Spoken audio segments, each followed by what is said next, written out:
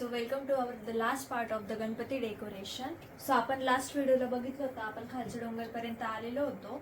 आता आपण वरचा डोंगर केलेला आहे. वरचा डोंगर जो केलेला होता तो पेपरच्या गोळ्यापासून केला होता. पेपरचे गोळे ग्लू गनने आधी आपण स्टिच करून घेतले होते मागच्या बॅनरला.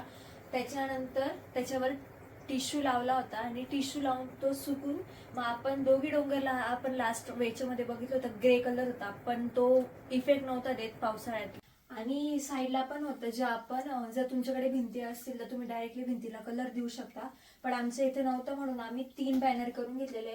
आमचा मागचा जो होता तो आम्ही पहिले स्टार्टला छोटा घेतलेला होता, पण तो इफेक्ट नव्हता देत प्रॉपर, म्हणून आम्ही त्याच्या पण मागे अजून एक मोठा बॅनर लावलेला आहे. सेम जी डिझाईन मागच्या व्हिडिओमध्ये टाकलेली होती तीच डिझाईन घेतलेली आणि त्याच्यात 3 बॅनर्स आपण तयार करून घेतलेले आणि ते पण लोखंडाच्या फ्रेमला आपण लावून घेतलेले.